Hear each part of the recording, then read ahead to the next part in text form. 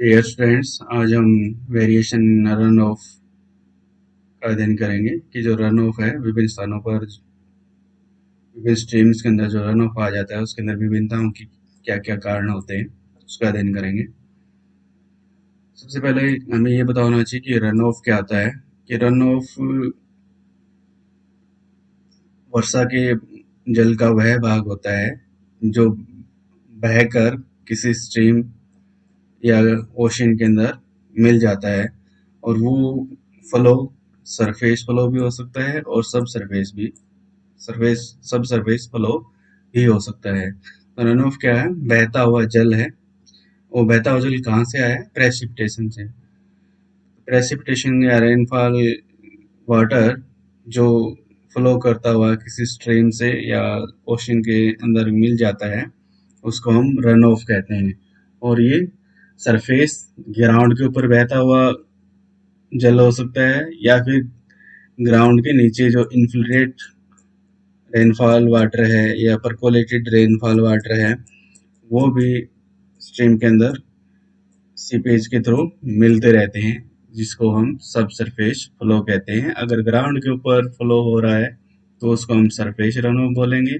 अगर ग्राउंड से नीचे इन्फ्लेटेड रूप में जो जल स्टोर है वो धीरे धीरे स्ट्रीम्स की या चैनल की तरफ बढ़ता रहता है, या परकोलेटेड वाटर है जो ग्राउंड वाटर स्टोरेज जिसको हम बेस फ्लो कहते हैं, वो बेस फ्लो के अंदर जो वाटर होता है वो भी लगातार धीरे धीरे स्ट्रीम की तरफ या चैनल की तरफ बढ़ता रहता है और उसमें सीपेज के थ्रू मिलता रहता है। तो इस तरह रन ऑफ का निर्माण होता है। तो प्रेसिपिटेशन का वह जल जो बहता हुआ surface water run of flow के रूप में या सब सरफेस फ्लो के रूप में किसी चैनल को प्राप्त कर लेता है या किसी रिवर को प्राप्त कर लेता है उसको हम रन ऑफ कहते हैं।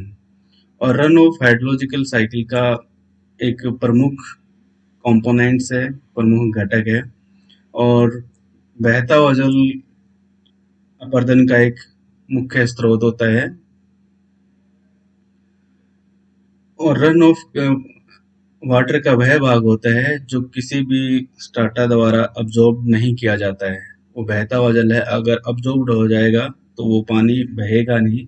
तो वो पानी का वह भाग होता है जो किसी भी स्ट्राटा द्वारा अब्जॉर्ब नहीं होता है, अवशोषित नहीं होता है। और रन ऑफ रेनफॉल का वह भाग होता है जो अर्थ सरफेस के ऊपर बहती हुई फॉर्म के अंदर होता है, उसको हम रन ऑफ कहते हैं।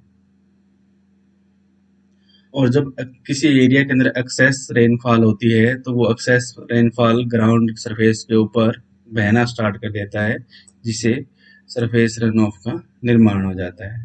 तो ये रन ऑफ है। रन ऑफ क्या है? वो प्रेसिपिटेशन का वो बहता हुआ जल जो किसी रिवर्स या स्ट्रीम को प्राप्त कर लेता है, चाहे वो सरफेस रन ऑफ के रूप में प्राप्त करे या सब सरफेस रन ऑफ के रूप में प्राप्त करे, तो वो फ्लो रन ऑफ कहलाता है।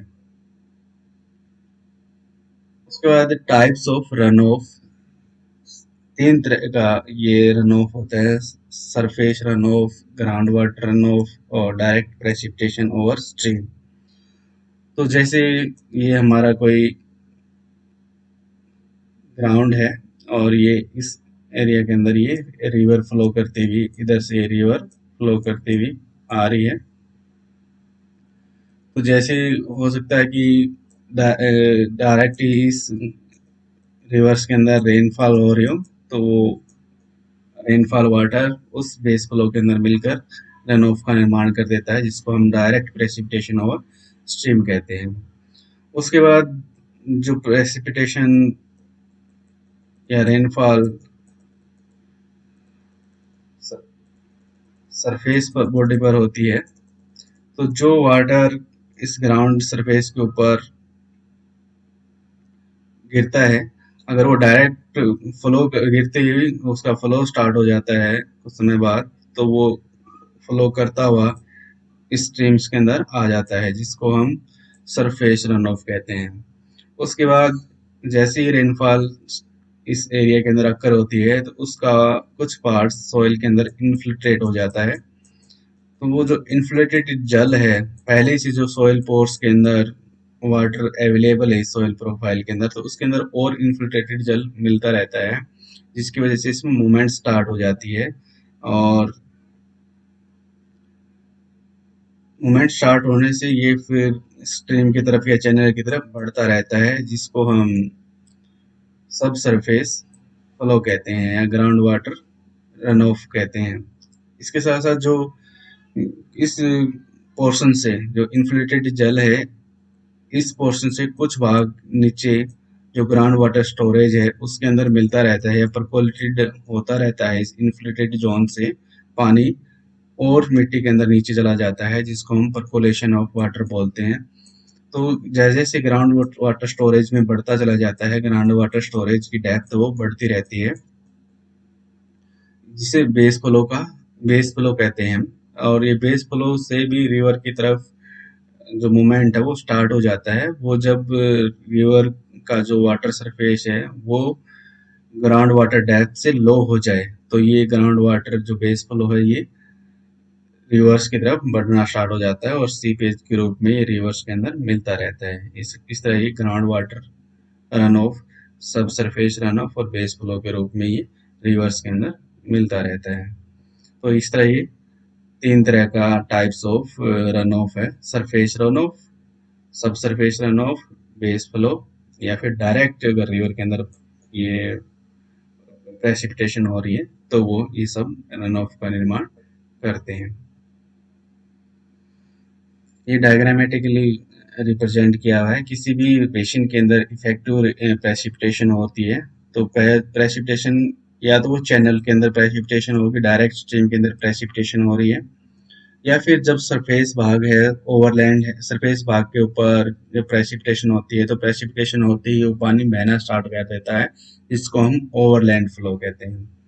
उसके बाद उस पोर्शन का कुछ भाग जो सोयल है, सोयल के अंदर चला जाता है और उस प्रोसेस को हम इनफिल्ट्रेशन कहते हैं। और जो इनफ्लेटेड जल है उसके अंदर भी फ्लो स्टार्ट हो जाता है और उस फ्लो को हम इंटर फ्लो कहते हैं, क्योंकि पोर्स के अंदर पहले से कुछ जल अवेलेबल होता है और उसमें इनफ्लेटेड जल वो मिलता रहता है, तो उसके अंदर भी फ्लो स्टार्ट हो जाता है जो इंटर फ्लो कहलाता है। उसके बाद उस इनफ्लेटेड जल का कुछ भाग ग्राउंड वाटर स्टोरेज के अंदर मिल जाता है और उसके अंदर धीरे धीरे मूवमेंट ऑफ फ्लो है वो स्टार्ट हो जाता है। और जो इंटरफ्लो होता है अगर वो तेजी से होता है तो वो जल्दी से स्ट्रीम के को प्राप्त कर लेता है, स्ट्रीम के अंदर चला जाता है। अगर डिले होता है, धीरे धीरे इन्फ्लेटेड किसी एरिया के अंदर इन्फिल्ट्रेशन की मात्रा कम है तो पानी की स्टोरेज भी वहां पर कम होगी, तो वो पानी स्ट्रीम तक बहुत समय बाद पहुंचता है, तो उसको हम डिलेड इंटरफ्लो कहते हैं। और जो पानी जल्दी स्ट्रीम को प्राप्त कर लेता है उसको हम रैपिड इनफ्लो कहते हैं। तो इस प्रकार जो ओवरलैंड फ्लो था उसको हम सरफेस रन ऑफ भी बोलते हैं, और जो इंटर फ्लो है और जो ग्राउंड वाटर फ्लो है नीचे परकोलेटेड होकर चला गया है उसको हम सब सरफेस रन ऑफ कहते हैं। तो ये तीनों चीजें, जैसे चैनल प्रेसिपिटेशन के ऊपर ये फ्लो हुआ था, सरफेस फ्लो है और सब सरफेस फ्लो है, ये सारे स्ट्रीम फ्लो या का निर्माण करते हैं। इन सभी को हम स्ट्रीम फ्लो कहते हैं और ये सब जो है तीनों मिलकर टोटल रन ऑफ का निर्माण करते हैं। और जो सब सरफेस है उसको हम बेस फ्लो भी कहते हैं, और ये स्ट्रीम फ्लो और बेस फ्लो दोनों मिलकर टोटल रन ऑफ का निर्माण करते हैं। ये एक्सफिल्ट्रेशन क्या है? इनफिल्ट्रेशन से तो जो सॉइल के अंदर पानी की मात्रा, ये इनफिल्ट्रेशन है, इसके अंदर सॉइल के अंदर पानी की मात्रा जाती है इसलिए इसको इनफिल्ट्रेशन बोला है। और एक्सफिल्ट्रेशन क्या है कि उस सॉइल के प्रोफाइल्स के अंदर से वो पानी स्ट्रीम के अंदर चला जाता है, तो वो पानी आउट हो रहा है, तो आउट होने की वजह से इसको हम एक्सफिल्ट्रेशन प्रोसेस बोलते हैं। उसके बाद फैक्टर अफेक्टिंग रन ऑफ, ये ऐसे कौन से फैक्टर है जो रन ऑफ को प्रभावित करते हैं, और वही फैक्टर है जो विभिन्न स्थानों के ऊपर रन ऑफ की या विभिन्न स्ट्रीम्स के अंदर रन ऑफ के वेरिएशन का कारण बनते हैं।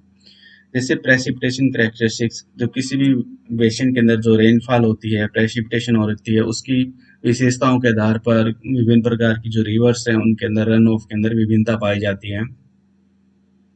तो जो प्रेसिपिटेशन है, प्रेसिपिटेशन रन ऑफ के लिए सबसे महत्वपूर्ण फैक्टर है, प्रेसिपिटेशन है, वो रन ऑफ का निर्धारण करती है।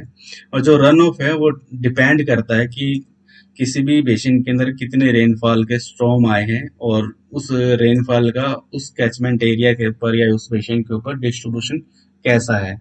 अगर डिस्ट्रीब्यूशन ज़्यादा होगा तो जो डिस्ट्रीब्यूशन ज़्यादा होगा तो रन ऑफ भी ज़्यादा होगा। अगर प्रेसिपिटेशन किसी एरिया के अंदर कम हो रही है तो रन ऑफ भी कम होगा। प्रेसिपिटेशन ज़्यादा है तो रन ऑफ भी ज़्यादा होगा। तो जो रन ऑफ हाइड्रोग्राफ है वो रेनफॉल इंटेंसिटी के ऊपर डिपेंड करता है। जितनी ज़्यादा रेनफॉल की इंटेंसिटी होगी वो रन ऑफ हाइड्रोग्राफ है वो जल्दी ही पीक को प्राप्त कर लेता है। तो ये इंटेंसिटी ज़्यादा होगी तो जो हाइड्रोग्राफ है वो जल्दी पीक को प्राप्त कर लेता है। अगर रेनफॉल इंटेंसिटी कम है तो रन ऑफ की मात्रा भी कम होगी, तो जिसकी वजह से जो हाइड्रोग्राफ है वो रन ऑफ हाइड्रोग्राफ है ये ब्रॉड लेवल को प्राप्त करेगा। और किसी इस बेसिन के अंदर रेनफॉल ज्यादा होगी तो रन ऑफ ज्यादा होगा, क्योंकि रिवर्स के अंदर पानी की जो बेस फ्लो होता है, जैसे ये रिवर है, इस रिवर के अंदर पहले से ही पानी की मात्रा अवेलेबल है और इस एरिया के अंदर प्रेसिपिटेशन हो जाएगी। तो ये जब भी प्रेसिपिटेशन होगी तो इस बेसिन के अंदर तो बेसिन के अंदर पानी की मात्रा है उस बहकर इस स्ट्रीम के अंदर चली जाएगी, जिससे अगर ज़्यादा रेनफॉल होगी तो इसमें रन ऑफ है वो ज़्यादा होगा इस बेसिन के अंदर। अगर रेनफॉल की मात्रा कम होगी तो उसका रन ऑफ भी कम होगा। और जिस एरिया में स्नोफॉल होती है वहाँ पर रन ऑफ है वो बहुत कम होता है। तो ये प्रेसिपिटेशन के आधार पर जो करेक्टरिस्टिक्स है जो रन ऑफ को प्रभावित करती है, यह वेरिएशन का कारण बनती है। जैसे रेनफॉल की डिस्ट्रीब्यूशन है रेनफॉल का, उसकी वजह से वेरिएशन पाया जाता है दो बेसिन्स के अंदर या रन ऑफ के अंदर। अगर किसी एरिया के अंदर डिस्ट्रीब्यूशन ज़्यादा है तो वहाँ पर रन ऑफ ज़्यादा होगा, और किसी एरिया के अंदर अगर डिस्ट्रीब्यूशन कम है, रेनफॉल की मात्रा कम है, उसकी इंटेंसिटी कम है और कम मात्रा में हो रही है तो वहाँ पर रन ऑफ कम पाया जाएगा।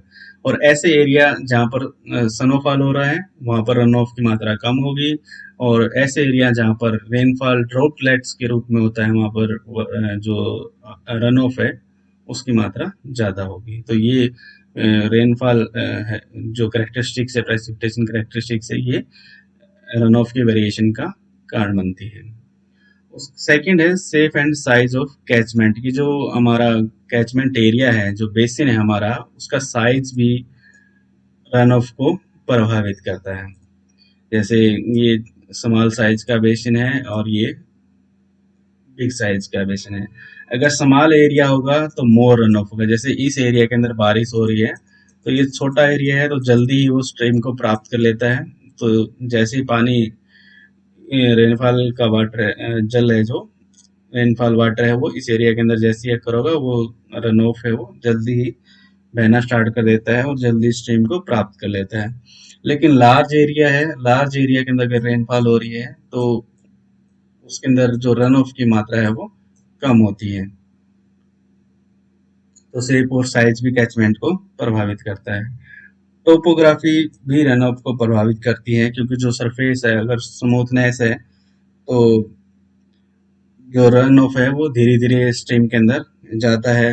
अगर वो स्लोपी है तो वो तेज गति से स्ट्रीम को प्राप्त करेगा, और जितनी तेज गति से रन ऑफ होगा उतनी तेज गति से वो डिस्चार्ज भी हो जाएगा। तो अगर टोपोग्राफी स्मूथ है तो वो रन ऑफ है वो धीरे धीरे कॉन्स्टेंटली है वो स्ट्रीम को प्राप्त करता रहता है। स्लोपी होगा बेसिन तो जल्दी ही रन ऑफ के रूप में जो सारा पानी है वो डिस्चार्ज हो जाएगा।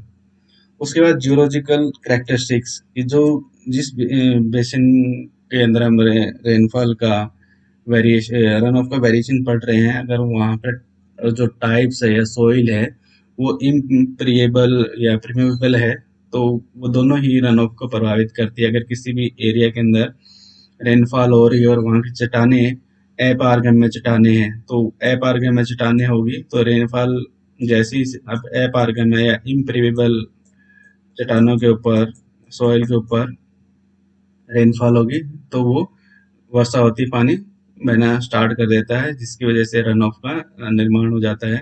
अगर वो प्रीमेबल है ऑयल या चट्टाने, तो जैसे रेनफॉल होगी तो वो रेनफॉल का कुछ पोर्शन है वो इन्फिल्ट्रेट हो जाता है, जो रेनफॉल की मात्रा को कम कर देता है। तो रोक टाइल्स भी रेनफॉल जो रन ऑफ है उसके वेरिएशन का कारण बनता है। उसके बाद है स्टोरेज। स्टोरेज भी रन ऑफ की वेरिएशन का मुख्य कारण है। अगर किसी एरिया के अंदर स्टोरेज ज़्यादा है, लेक ज़्यादा है, पोन्ड्स ज़्यादा है या डिप्रेशन ज़्यादा है, तो वहाँ पर रेनफॉल का जो वाटर है वो स्टोर हो जाता है, और वो जो वाटर स्टोर हो गया है तो वो काफ़ी समय के बाद जो रिवर्स है उसके अंदर मिलता है, तो वहाँ पर रन ऑफ है वो कम पाया जाता है। और जहाँ पर स्टोरेज है ही नहीं या बहुत कम है, तो वो स्टोरेज ना होने की वजह से जो प्रेसिपिटेशन का जल है वो जल्दी ही स्ट्रीम को प्राप्त कर लेता है, जिसकी वजह से जो रन ऑफ है, जहाँ पर स्टोरेज नहीं है, तो वहाँ पर रन ऑफ ज़्यादा होता है। उसके बाद लैंड यूज चेंज है। अगर लैंड यूज चेंज हो जाता है, लैंड यूज मानव द्वारा भूमि का वो पार्ट जो यूज किया गया है, अगर वो उसके अंदर लगातार चेंज होता जा रहा है, तो भी रन ऑफ के अंदर विभिन्नता आ जाती है। जैसे लैंड यूज चेंज हुआ, कोई एरिया के अंदर फॉरेस्ट ज्यादा थे, उस फॉरेस्ट को काट दिया गया है और उसको काटने की डिफोरेस्टेशन हो गई है किसी भी एरिया के अंदर, तो जो पहले प्रेसिपिटेशन होती थी फॉरेस्टेड एरिया के अंदर, तो फॉरेस्टेड एरिया इंटरसेप्शन का कार्य भी करती थी पहले, वर्षा को डायरेक्ट धरातल पर आने से रोकती है। उसके बाद इनकी जो सोइल जो रूट्स है उनके द्वारा भी पानी नीचे इन्फिल्ट्रेट हो जाता है। तो इस तरह ये इंटरसेप्शन और ऑब्स्टेक, और ज़्यादा वेजिटेशन होगी तो बहते हुए पानी के अंदर भी जो पानी की स्पीड है उसको ये कम कर देती है। तो जो वेजिटेशन है वो पानी के लिए इंटरसेप्शन का भी काम करती है और ऑब्स्टेकल का भी काम करती है। तो जहाँ पर ये वेजिटेशन ज़्यादा होगी तो वो वहाँ पर रन ऑफ है वो कम होगा, और जहाँ पर डिफोरेस्टेड एरिया है, जहाँ पर वेजिटेशन नहीं है, तो ये इंटरसेप्शन भी रेनफॉल के अंदर जो इंटरसेप्शन होता था वो भी कम हो जाएगा, और जो बहते हुए जल के अंदर वेजिटेशन का ऑब्स्टेकल आता था उसकी स्पीड कम होती थी वो भी नहीं होगी। तो जहाँ पर वेजिटेशन नहीं है वहाँ पर रन ऑफ है वो ज़्यादा होगा और स्पीडली होगा। उसके बाद अर्बनाइजेशन एरिया के अंदर, अर्बनाइजेशन एरिया, अगर किसी एरिया के अंदर कैचमेंट बेसिन के अंदर अर्बनाइजेशन एरिया है, नगरीकरण की जो विकास है वो बढ़ता जा रहा है, तो जिसकी वजह से क्या है कि जो कच्चा सरफेस है उसकी मात्रा कम हो जाती है, कच्चा सरफेस का एरिया है वो कम हो जाता है, और पक्का सरफेस है, रोड का निर्माण हो जाता है, जिसकी वजह से बिल्डिंग्स है वो पक्के फर्श के, जो जितनी भी बिल्डिंग्स होती है उनके जो बाहर का एरिया है वो सारा पक्का कर दिया जाता है, जिसकी वजह से क्या है कि अगर अर्बन एरिया के अंदर रेनफॉल होती है, तो अर्बन एरिया के अंदर जैसी रेनफॉल होगी पक्के सरफेस के ऊपर जैसी ड्रॉपलेट्स गिरती हैं तो वो इन्फ्लेट तो हो नहीं पाती हैं, जिसकी वजह से क्या है कि वो जैसी धरातल पर गिरेगी वो बहना स्टार्ट कर देती है। तो अर्बनाइज्ड एरिया होगा तो वहाँ पर रन ऑफ ज़्यादा होगा, अगर कहीं पर कच्चा सरफेस है वहाँ पर रन ऑफ है वो कम होगा। उसके बाद एक्सट्रैक्शन ऑफ ग्राउंड वाटर, अगर किसी बेसिन के अंदर ग्राउंड वाटर बहुत ज़्यादा मात्रा में निकाला जा रहा है तो वहाँ पर रन ऑफ की मात्रा है वो कम होगी, क्योंकि जो ग्राउंड वाटर है वो ग्राउंड वाटर स्टोरेज है वो धीरे धीरे नीचे जाती चलती जाएगी, जिसकी वजह से क्योंकि जो किसी भी बेसिन के अंदर जो रेनफॉल है उतनी मात्रा के अंदर रिसीव नहीं हो पाती है, जिसकी वजह से क्या अगर किसी एरिया के अंदर रेनफॉल होगी तो उसका इन्फिल्ट्रेशन है वो ज़्यादा हो जाता है और रन ऑफ के अंदर वेरिएशन का कारण बनती है। तो ये कुछ फैक्टर्स थे जो रन ऑफ को अफेक्ट करते हैं और विभिन्न रन ऑफ के अंदर वेरिएशन का कारण बनते हैं।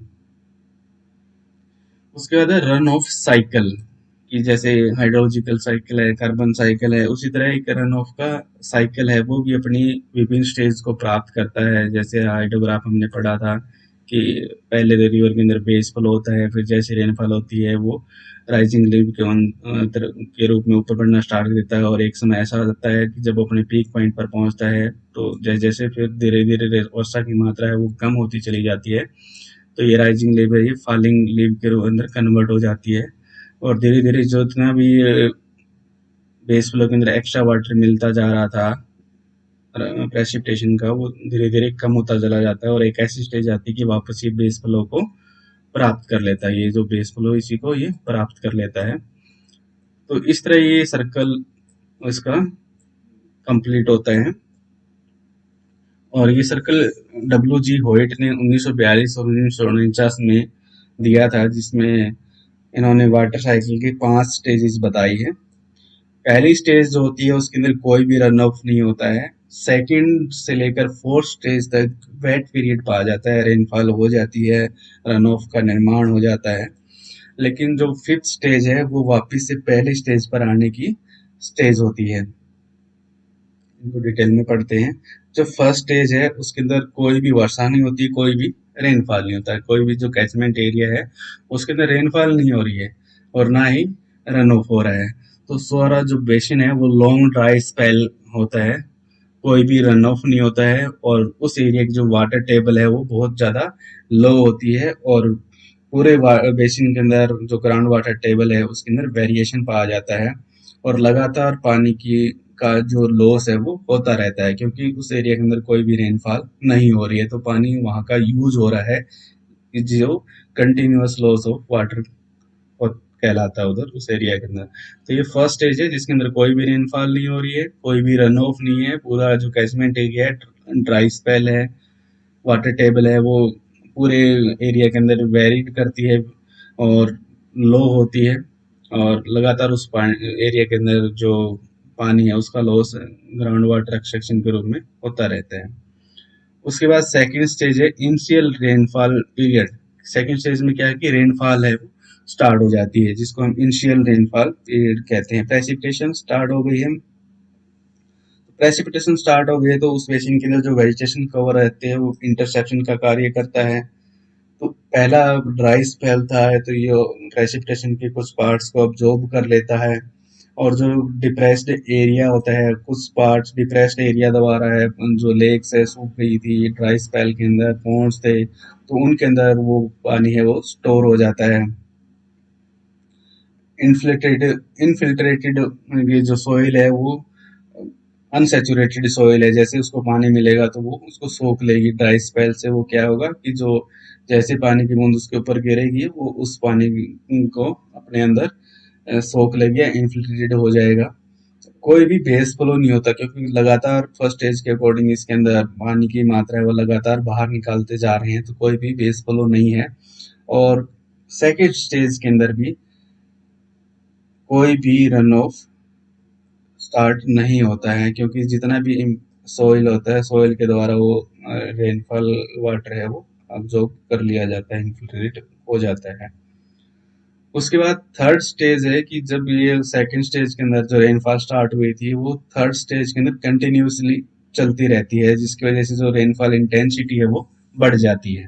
तो थर्ड स्टेज यही है, continuous rain with variable intensity. उस कैचमेंट एरिया के अंदर लगातार वर्षा हो रही है विभिन्न गहनता के साथ वो वर्षा हो रही है। तो अगर सेकंड स्टेज के अंदर वर्षा हो रही थी तो रेनफॉल जो रन ऑफ है वो स्टार्ट हो जाता है, कंटिन्यूअस रेनफॉल हो रही है तो जिसकी वजह से जो रन ऑफ है वो स्टार्ट हो जाता है। ओवरलैंड फ्लो के रूप में जो पानी बहना स्टार्ट कर देता है वो चैनल तक या स्ट्रीम तक पहुंचना स्टार्ट हो जाता है। और सेकंड स्टेज के अंदर जो इनफिल्ट्रेशन स्टार्ट हुआ था और जो रेनफॉल है वो भी लगातार हो रही है, जिसकी वजह से जो ग्राउंड वाटर टेबल है वो राइज हो जाती है। तो थर्ड स्टेज में रन ऑफ हमारा स्टार्ट हो जाता है, ओवरलैंड फ्लो के रूप में वो चैनल को प्राप्त कर लेता है और धीरे धीरे जो ग्राउंड वाटर टेबल है वो भी ऊपर की ओर आना स्टार्ट हो जाती है, ग्राउंड वाटर टेबल है वो राइज होना स्टार्ट हो जाती है। उसके बाद फोर्थ स्टेज है, जितनी भी स्टेजेस है स्टोरेज है वो सारी स्टोरेज सेचुरेट हो जाती है। जैसे रेनफॉल लगातार होती रही अब तक, जो फोर्थ स्टेज के अंदर भी रेनफॉल है वो कंटिन्यू हो रही है। जितनी भी स्टोरेज होती है स्टोरेज जो जहाँ पर डिप्रेशन है लेक है वो सारे स्टोरेज है वो सेटिस्फाइड हो जाती है और जो वाटर टेबल है वो भी कंटिन्यूसली कांस्टेंट रेट से वो राइज होती रहती है, ग्राउंड वाटर टेबल डेप्थ है वो भी कांस्टेंट रूप से राइज होती रहती है। उसके बाद फिफ्थ स्टेज है, जो ये सेकंड थर्ड फोर्थ स्टेज जो रेनफॉल स्टार्ट हुई है सेकंड स्टेज से और फोर्थ स्टेज तक जो रेनफॉल स्टार्ट हुई है, वो फिफ्थ स्टेज के अंदर रेनफॉल है वो स्टॉप हो जाती है। यही है fifth stage, termination of rainfall. Rainfall है वो स्टार्ट हो जाती है। तो जैसे जैसे ये रेनफॉल स्टार्ट हुई थी, धीरे धीरे रेनफॉल स्टार्ट होने के बाद रन ऑफ की मात्रा बढ़ी थी। रन ऑफ की मात्रा बढ़ने से जो लगातार वर्षा होने से जो मैक्सिमम रेन वाटर प्राप्त हुआ था, तो जब रेनफॉल कम हो जाएगी, रेनफॉल बंद हो जाएगी, तो वो धीरे धीरे जो रेनफॉल वाटर रन ऑफ के रूप में प्राप्त हो रहा था, तो धीरे धीरे उसकी मात्रा भी वो कम होने लग जाती है।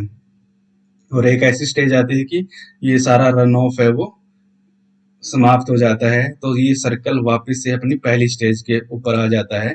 पहली स्टेज वही कि फिर वही फर्स्ट स्टेज से स्टार्ट हो जाएगा, no rain no run of long dry spell. तो इस तरह ये रन ऑफ साइकिल है वो चलता रहता है अपनी पहली स्टेज से फिफ्थ स्टेज तक। ये फिफ्थ स्टेज से फर्स्ट स्टेज के अंदर ये अपना सर्कल है कंप्लीट करता रहता है। तो आपका ये variation in run of complete हो गया।